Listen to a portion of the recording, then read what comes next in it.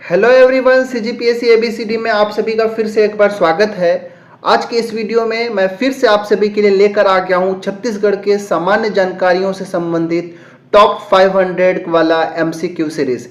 ये हमारा इस सीरीज में वीडियो नंबर 23 होगा। इससे पहले भी हमने वीडियो नंबर 22 तक अपलोड किया है, जिसमें अभी तक वीडियो नंबर 22 तक हमने 320 मोस्ट इंपॉर्टेंट एमसीक्यू क्वेश्चंस का हमने प्रैक्टिस किया हुआ है।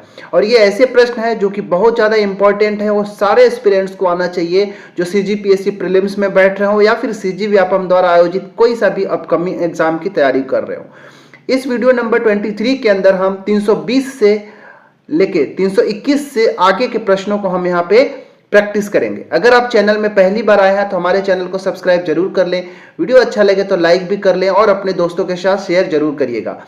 और हमारा जो टेलीग्राम चैनल है उसको भी जरूर ज्वाइन कर लीजिएगा। जैसे ही ये टॉप 500 एमसीक्यू का सेशन कंप्लीट होगा, इस पूरे का वीडियो का पीडीएफ जो है आप सभी को टेलीग्राम चैनल में जरूर मिल जाएगा। तो चलिए लेट ना करते हुए आज के इस वीडियो की शुरुआत करते हैं और बढ़ते हैं क्वेश्चन नंबर 321 की ओर। राइट, चलिए शुरू करते हैं। वीडियो को पॉज करिएगा और आप आंसर खुद से भी देने की कोशिश करिएगा और ट्राई करिएगा और लास्ट में कमेंट करके बताइएगा कि आपका कितना सही हुआ। क्वेश्चन नंबर 321 है कि निम्नलिखित में से कौन सा विकल्प असत्य है। 4 विकल्प आपको दिए गए हैं, इसमें से असत्य कथन को पकड़ना है। पहला विकल्प है कि छत्तीसगढ़ की सबसे लंबी सीमा को छूने वाला जो राज्य है वो उड़ीसा है। दूसरा विकल्प, राज्य की सबसे कम सीमा को छूने वाला राज्य जो है तेलंगाना है। तीसरा विकल्प, छत्तीसगढ़ का सबसे कम अंतरराज्यीय सीमा वाला जिला जो है धमतरी है। और चौथा विकल्प, छत्तीसगढ़ का सर्वाधिक अंतरराज्यीय सीमा वाला जो जिला है बलरामपुर है। अब बताना है कि कौन सा कथन जो है यहाँ पे, कौन सा विकल्प जो है असत्य है। तो हमारा right answer option number B हो जाएगा। ऑप्शन नंबर बी जो है वो असत्य होगा, क्योंकि राज्य की सबसे कम सीमा छूने वाला राज्य तेलंगाना नहीं है। अगर तेलंगाना की जगह आपको आंध्र प्रदेश रहता, ठीक है, आंध्र प्रदेश रहता तो ये आंसर हमारा बिल्कुल राइट आंसर हो जाता। ठीक है, तो इसका आंसर हमारा ऑप्शन नंबर बी होगा, क्योंकि बी जो है असत्य कथन था, असत्य विकल्प था। क्वेश्चन नंबर 322वां है कि प्रदेश का चिल्फी घाटी क्षेत्र किन शैल समूहों से निर्मित है। यह भी एक अच्छा प्रश्न है। यहाँ पे मैंने जितना प्रश्न तैयार किया है, ज्यादातर प्रश्न जो है मैंने खुद से तैयार किया है, ताकि आप सभी का अच्छे से रिवीजन हो सके और एग्जाम पॉइंट ऑफ व्यू से रिवीजन हो सके कि कौन से प्रश्न जो है पूछता है। तो जब आप तैयारी कर रहे हो तो इन सारे प्रश्नों से संबंधित जो टॉपिक है उसको जरूर क्लियर करके रखिएगा। ठीक है, अब बताइए कि चिल्फी घाटी क्षेत्र है उसमें किस तरह के सेल समूह प्राप्त होते हैं या किन सेल समूहों से निर्मित है। आर्कियन शैल समूह, कडप्पा शैल समूह, गोंडवाना शैल समूह या फिर विंध्यन शैल समूह। बताइए, इसका राइट आंसर है ऑप्शन नंबर डी। विंध्यन शैल समूह जो है ये चिल्फी घाटी क्षेत्र में मिलता है। और आप सभी को पता होना चाहिए कि जो विंध्यन शैल समूह है, इन शैल समूहों से जनरली चूना पत्थर जो है प्राप्त होता है। क्या प्राप्त होता है? चूना पत्थर। आप सभी को याद होना चाहिए। चलिए बढ़ते हैं क्वेश्चन नंबर 323 की ओर। प्रश्न को ध्यान से पढ़िएगा। प्रदेश में स्थित किस मिट्टी में बागवानी फसलें चाय, लीची, आलू और टमाटर बहुतायत में होती है? आप सभी को बताना है। तो जो मिट्टी वाला जो पोर्शन है छत्तीसगढ़ के अंदर, मिट्टियां जो है वो अलग चैप्टर को एक बार पढ़ के जरूर जाइएगा। कई बार से एक ना एक प्रश्न वहां से देखने को मिलता है और छोटा सा टॉपिक है, आप आसानी से कंप्लीट कर सकते हैं। अब बताइए कि प्रदेश का कौन सा ऐसा मिट्टी है जिसमें बागवानी फसलें होती है, चाय और लीची और आलू टमाटर की बहुतायत में खेती होती है? लाल दोमट मिट्टी, लाल बलुई मिट्टी, लेटेराइट मिट्टी या फिर लाल पीली मिट्टी? क्या इसका सही आंसर होगा? आप सभी को बताना है। Option number C is the right answer for this question. जो लेटेराइट मिट्टी होती है इसमें बहुत ही अच्छे तरह से बागवानी फसलें होती है, चाय, लीची, आलू टमाटर की खेती भी अच्छा खासा होता है। तो ऑप्शन नंबर सी हमारा सही आंसर होगा।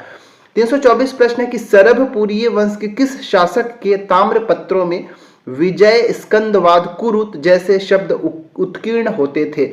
शरभराज, प्रसन्न मात्र, सुदेवराज या फिर नरेंद्र? बताइए, शरभपुरीय वंश के शासक की मैं बात कर रहा हूं। इसका राइट आंसर है ऑप्शन नंबर डी। जो शरभपुरीय वंश के शासक नरेंद्र हैं, उनके जो ताम्रपत्र में प्राप्त होता है उनमें विजय, स्कंदवाद, कुरु जैसे शब्द उत्कीर्ण रहते थे। ठीक है, ये जो नरेंद्र जो है शरभपुरीय वंश का, इनका एक उपाधि से संबंधित प्रश्न जो है पूछा जाता है कि ये कौन सा उपाधि जो है धारण किए थे? तो परम भागवत, ठीक है, याद रखिएगा। परम भागवत की उपाधि किसने धारण किया था? तो शरभपुरीय वंश के शासक नरेंद्र हैं, उन्होंने धारण किया था, ठीक है। और इनके अन्य कई सारे ऐसे भी ताम्रपत्र हैं नरेंद्र के, जिनमें कई जगह से खड़ग धारा जित भुवय देखने को मिलता है लिखा हुआ। क्या लिखा हुआ मिलता है? खड़ग धारा जित भुवय, ठीक है, ये भी देखने को मिलता है कई ताम्रपत्रों के अंदर, राइट। चलिए बढ़ते हैं क्वेश्चन नंबर 325 की ओर। प्रश्न यहाँ पे 325वां है कि भारत छोड़ो आंदोलन के दौरान मलकानपुर नामक स्थान से किसे गिरफ्तार किया गया था? कौन से छत्तीसगढ़ के फ्रीडम फाइटर थे जिनको भारत छोड़ो आंदोलन के समय मलकानपुर नामक स्थान से गिरफ्तार किया गया था? त्रेतानाथ तिवारी, पंडित रविशंकर शुक्ल, अमर सिंह सहगल या फिर वी वाई तामस्कर? किसको गिरफ्तार किया गया था? मलकानपुर से बताना है। इसका सही आंसर ऑप्शन नंबर बी, जो पंडित रविशंकर शुक्ल जी हैं, इनको मलकानपुर से गिरफ्तार कर लिया गया था भारत छोड़ो आंदोलन के समय। और जो त्रेतानाथ तिवारी हैं, इनको भी भारत छोड़ो आंदोलन के समय ही गिरफ्तार किया गया था, लेकिन कहां से? तो रायपुर से इनको गिरफ्तार किया गया था। अमर सिंह सहगल जो है, इनको बिलासपुर से गिरफ्तार किया गया था, ठीक है। तो भारत छोड़ो आंदोलन वाला टॉपिक को एक बार पढ़ के जरूर जाइएगा और इसको मैं जरूर कंप्लीट कराऊंगा। वी वाई तामस्कर जो है, इनको बेमेतरा से गिरफ्तार किया गया था, ठीक है, बेमेतरा से इनको गिरफ्तार किया गया था, याद रखिएगा। 326 नंबर का प्रश्न है कि छत्तीसगढ़ विधानसभा का प्रथम सत्र कब आरंभ हुआ था? बहुत ही ज्यादा इंपॉर्टेंट क्वेश्चन। बताइए कि जो पहला विधानसभा का जो सत्र था, आप सभी को पहले तो ये पता होना चाहिए कि छत्तीसगढ़ का जो प्रथम विधानसभा है उसका गठन कब हुआ होगा? तो सन 2000 के अंदर होगा, ठीक है, क्योंकि उसी समय हमारा सेपरेट राज्य जो है बन के तैयार हुआ था। अब जब उसका प्रथम सत्र हुआ था तो कब से आरंभ हुआ था, आप सभी को बताना है। 27 फरवरी 2001, 14 दिसंबर 2001, 2000, 5 दिसंबर 2003 या फिर 19 दिसंबर 2000 के समय। तो ए और सी तो ऐसे ही एलिमिनेट हो जाएगा, तो हमारा हो जाएगा बी और सी, बी और डी में से एक आंसर होगा। तो प्रथम सत्र जो था छत्तीसगढ़ विधानसभा का, वो 14 दिसंबर 2000 से शुरू हुआ था। तो ऑप्शन नंबर बी हमारा बिल्कुल सही है। और चला कब तक था? तो 19 दिसंबर तक, ठीक है। तो 14 दिसंबर से शुरू हुआ था और 19 दिसंबर 2000 तक चला था। मात्र 6 दिन तक प्रथम सत्र जो है विधानसभा का चला था, याद रखिएगा। और जो हमारा प्रथम विधानसभा था छत्तीसगढ़ का, वो क्या बोलते हैं, समाप्त कब हुआ था? तो याद रखिएगा, ये जो था ये समाप्त हुआ था कब? 5 दिसंबर 2003 को जो हमारा प्रथम विधानसभा था उसका विघटन हो गया था, ठीक है। छत्तीसगढ़ के प्रथम विधानसभा का विघटन कब हुआ था? 5 दिसंबर 2003 को विघटन हुआ गया था। और 27 फरवरी 2001 को क्या हुआ था? तो इसका द्वितीय सत्र की शुरुआत हुआ था, ठीक है, द्वितीय सत्र का शुरुआत हुआ था। तो ये पूरा डाटा आपको याद होना चाहिए, ऐसे प्रश्न कई बार से पूछे जाते हैं डेट वाला, राइट। चलिए 327 नंबर का प्रश्न को ध्यान से देखिए, आसान प्रश्न है। आप सभी ने कई बार इन प्रश्नों को देखा होगा कि नड्डापल्ली, आवापल्ली और सकल नारायण गुफा छत्तीसगढ़ के किस जिले के अंदर स्थित है? कांकेर, नारायणपुर, बस्तर या फिर Bijapur? Right answer option number D, Bijapur के अंदर ये तीनों के तीनों गुफा देखने को मिलता है। इसके अलावा कई सारे और भी गुफा जो है बीजापुर के अंदर देखने को मिलता है, जैसे एक है उसूर का गुफा, ठीक है, उसूर गुफा कहाँ है? ये भी बीजापुर के अंदर ही है। और एक और याद रखिएगा, लंकापल्ली, ठीक है, मैं इंग्लिश में लिखता हूं, लंकापल्ली गुफा कहाँ है? तो ये भी बीजापुर के अंदर ही है, ठीक है। एक क्वेश्चन पूछता हूं, आप सभी लोग कमेंट करके बताइएगा कि ये तुलार गुफा, क्या बोल रहा हूं, तुलार नामक जो गुफा है, ये छत्तीसगढ़ के किस जिले के अंदर स्थित है? कमेंट करके बताइएगा। 328वां प्रश्न है कि राजस्व व्यवस्था का तिसाला बंदोबस्त, ठीक है, राजस्व व्यवस्था का जो तिसाला बंदोबस्त है किस ब्रिटिश अधिकारी के द्वारा लाया गया था? एक बहुत ही आसान और इंपॉर्टेंट प्रश्न, आसान नहीं कह सकते, अगर पढ़े होंगे तो आसानी होगा, लेकिन ये इंपॉर्टेंट क्वेश्चन जरूर है। बताइए कि छत्तीसगढ़ के अंदर तिसाला बंदोबस्त जो है राजस्व व्यवस्था का किस अधिकारी के द्वारा लाया गया था? कैप्टन सैंडिस के द्वारा, आई.एस. बेरी के द्वारा, चार्ल्स इलियट या फिर चिस्म के द्वारा? किसके द्वारा? Right answer option number C, ठीक है, चार्ल्स सी इलियट के द्वारा तिसाला बंदोबस्त जो है लाया गया था। कब लाया गया था? तो 1854 में इसको लाया गया था। और ये कब तक चला था? तो 1862 में इसको समाप्त कर दिया गया था, याद रखिएगा। और जो चार्ल्स इलियट थे और रायपुर के डिप्टी कमिश्नर भी उस समय थे, याद रखिएगा, ठीक है। चलिए बढ़ जाते हैं क्वेश्चन नंबर 329 की ओर। 329 नंबर का प्रश्न है कि नल वंश के किस अभिलेख से ज्ञात होता है कि वकाटक नरेश पृथ्वीसेन द्वितीय ने अर्थपति भट्टारक को पराजित किया था। देखिए, अर्थपति भट्टारक जो है ये नल वंशीय शासक है, याद रखिएगा। और अर्थपति भट्टारक का ही एक अभिलेख है जिसमें यह पता होता है कि जो वकाटक नरेश पृथ्वीसेन द्वितीय हैं वो अर्थपति भट्टारक को पराजित किए थे। वो कौन सा अभिलेख है बताना है। पोड़ागर अभिलेख, राजिम अभिलेख, केसरी बेड़ा अभिलेख या फिर कुलिया अभिलेख, बताइए। सही आंसर है ऑप्शन नंबर सी, केसरी बेड़ा अभिलेख। और ये केसरी बेड़ा अभिलेख है किसका, तो ये नल वंशीय शासक अर्थपति भट्टारक का ही है। और उसी में लिखा गया है, उसी में बताया गया है कि वकाटक नरेश पृथ्वीसेन द्वितीय जो है ये अर्थपति भट्टारक को पराजित करते हैं। ठीक है, तो इसका आंसर ऑप्शन नंबर सी इसका बिल्कुल राइट आंसर है। 330वां प्रश्न को ध्यान से देखिए कि बस्तर का प्रथम शहीद गेंद सिंह को अंग्रेजी सरकार द्वारा फांसी कब दी गई थी। आप सभी को पता होना चाहिए कि पहली बात तो कि गेंद सिंह जो है किस विद्रोह से संबंध रखते हैं, किस विद्रोह का नेतृत्व इन्होंने किया था।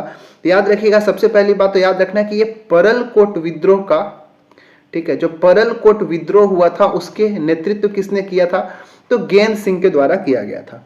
ठीक है, और गेंद सिंह के द्वारा बाद में अंग्रेजों के द्वारा फांसी लगा दी जाती है। कब लगाई जाती है, आपसे ये प्रश्न पूछा गया। तो right answer option number D है, 20 जनवरी 1825 को उनको मतलब गेंद सिंह जी को फांसी दे दी जाती है अंग्रेजी सरकार के द्वारा। और ये भी याद रखिएगा कि अगर पूछेगा कि बस्तर का प्रथम शहीद कौन थे तो वो गेंद सिंह ही थे। ठीक है, तो इस प्रकार हमने अभी तक 330 प्रश्नों को देखा है। अब आगे 331वां प्रश्न की ओर नेक्स्ट स्लाइड के अंदर देखते हैं। 331 नंबर का प्रश्न है कि छत्तीसगढ़ में पाट प्रदेशों का पूर्व से पश्चिम की ओर उचित क्रम कौन सा है। ये एक बहुत आसान प्रश्न है, कई बार से एग्जाम में पूछा गया, तो आप इसको डायरेक्ट याद रखिएगा। छत्तीसगढ़ के अंदर, छत्तीसगढ़ के उत्तरी भाग में पाट प्रदेश है, आप सभी को पता होना चाहिए। ठीक है, और इन पाट प्रदेशों को कई बार से अरेंज करने को पूछता है कि पूर्व से पश्चिम की ओर अरेंज करिए या फिर उत्तर से दक्षिण की ओर अरेंज करिए। तो यहाँ पे जो ऑप्शंस है, 4 पाटों का नाम लिखा गया है, जमीर पाट, जारंग पाट, जशपुर पाट और मैन पाट। ये चारों पाट को आपको पूर्व से पश्चिम की ओर अरेंज करना है। तो इसको अरेंज करेंगे तो ऑप्शन नंबर ए ही बिल्कुल राइट आंसर मिलेगा। याद रखिएगा कि सबसे पूर्व में जमीर पाट देखने को मिलता है, जमीर पाट के बाद जारंग पाट, फिर जशपुर पाट और फिर मैन पाट आता है। तो इसको आप डायरेक्ट वन लाइनर की तरह जरूर याद करके रखिएगा। ठीक है, चलिए 332वां प्रश्न है कि सामरी पाट के पश्चिम में किस पाट का विस्तार है। यह भी एक आसान प्रश्न है। ठीक है, जैसे इसको मैं समझाता हूं, जैसे कि ये हमारा मान लेते हैं सामरी पाट है। ठीक है, ये हमारा सामरी पाट है। अब इस सामरी पाट के आपसे पश्चिम में पूछा है, तो सामरी पाट का ये वाला पार्ट जो होगा ये पश्चिम होगा और इधर वाला जो होगा वो हमारा पूर्व होगा, ईस्ट होगा। ठीक है, ईस्ट एंड वेस्ट। अब आपसे इधर पूछा है कि सामरी पाट के पश्चिम में कौन सा पाट का विस्तार है, जमीर पाट, जारंग पाट, लहसुन पाट या फिर जशपुर पाट। तो इसका सही आंसर है ऑप्शन नंबर सी, लहसुन पाट। ठीक है, जो लहसुन पाट है वो कहाँ है, यहाँ पे इंग्लिश में मैं लिखता हूँ, लहसुन पाट जो है सामरी पाट के पश्चिम दिशा में स्थित है।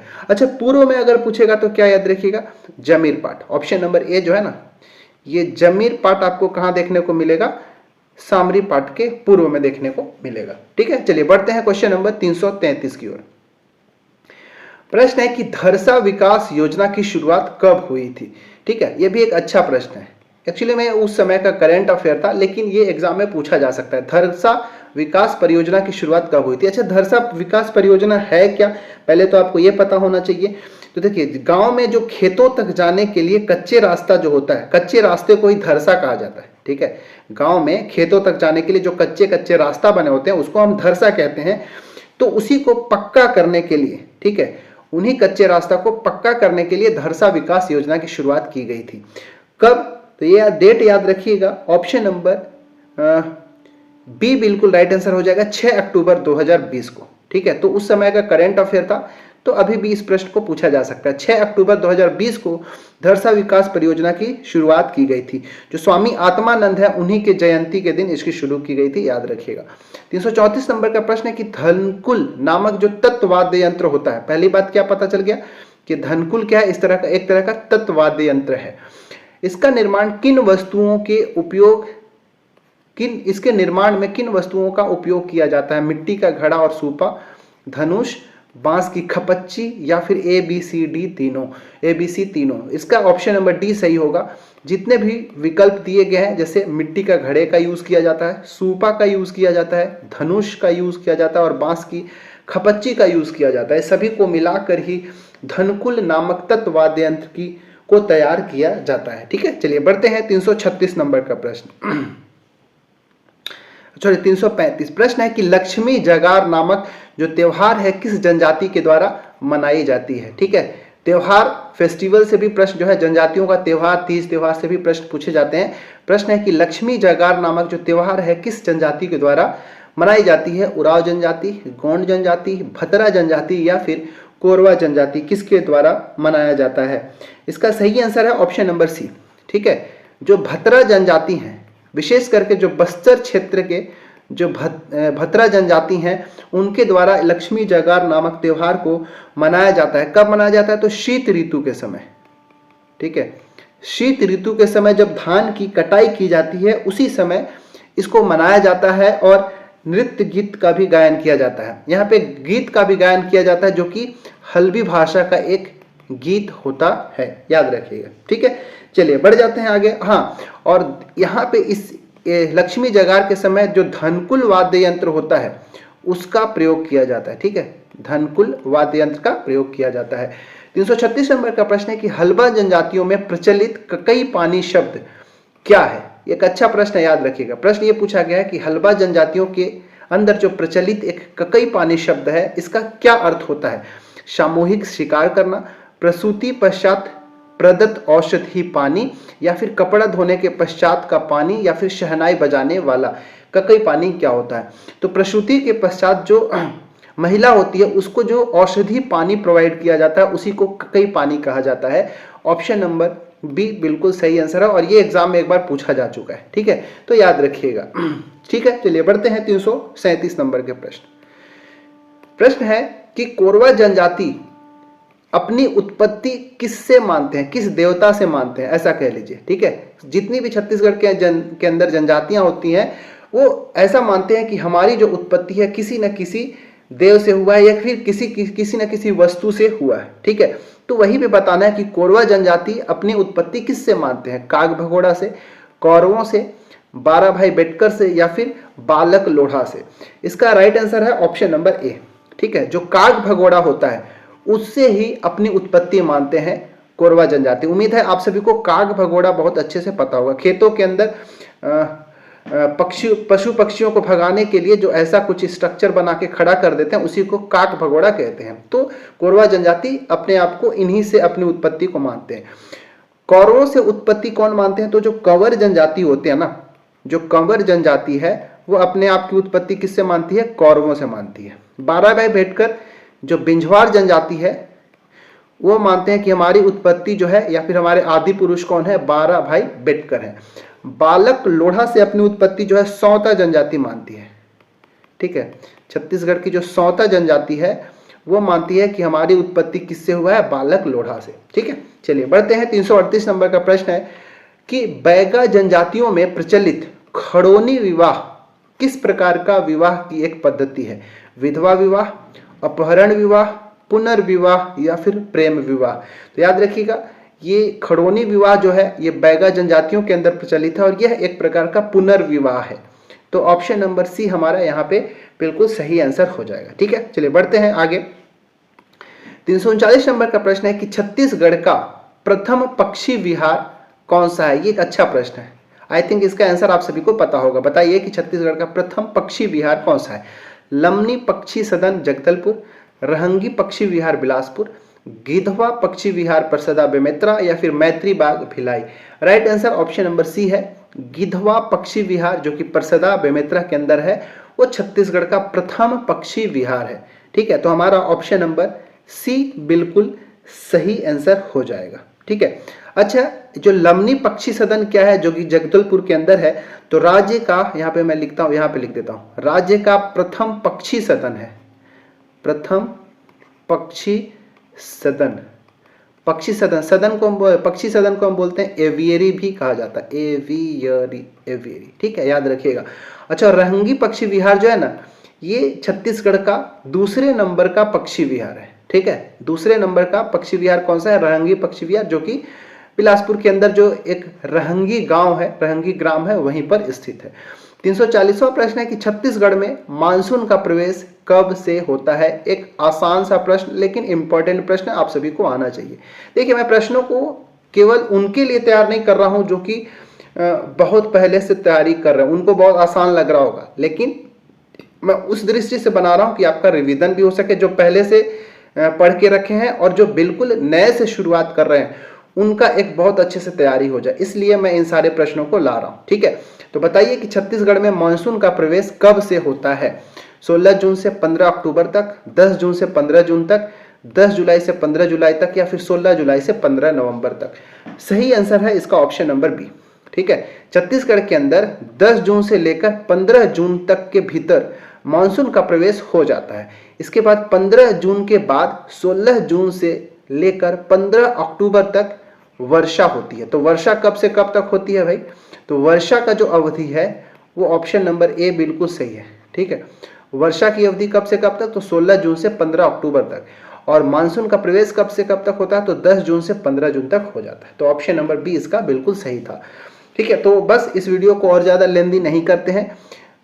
ये टोटल वीडियो नंबर 23 तक अगर हम देखें, ये वीडियो नंबर 23 है, इस तक अभी तक हम देखेंगे तो 340 क्वेश्चन जो है हमारा कंप्लीट हो चुका है। पहले की वीडियोस को अगर नहीं देखा है तो आप जरूर जाके देखिएगा। और हाँ, जो प्रीलिम्स होने वाला है, प्रीलिम्स होने से पहले ये सारे 500 महत्वपूर्ण जो प्रश्न है इसको आप जाके जरूर देखिएगा। आप खोजते रहते हैं इधर उधर कि हमको कहीं से टेस्ट सीरीज मिल जाए तो कैसे रिवीजन करें, तो ये सारे वीडियो को भी कभी भी खाली जब बैठे हो, खाते पीते समय, सोते समय एक एक बार देख के इसको कंप्लीट करके एग्जाम में जाइएगा, आपको एक अच्छी तरह का कॉन्फिडेंस फील होगा, ठीक है। तो हमारा 340 हो गया है, बाकी जल्द ही आपका 500 तक मैं कंप्लीट करा दूंगा प्रीलिम से पहले, ठीक है।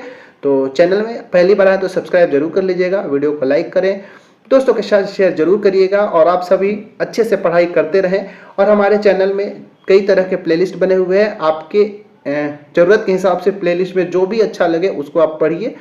हमारा जो टेलीग्राम चैनल है उसको भी जरूर ज्वाइन कर लीजिएगा। मिलते हैं किसी और वीडियो में, इसमें इतना ही, तब तक के लिए नमस्कार।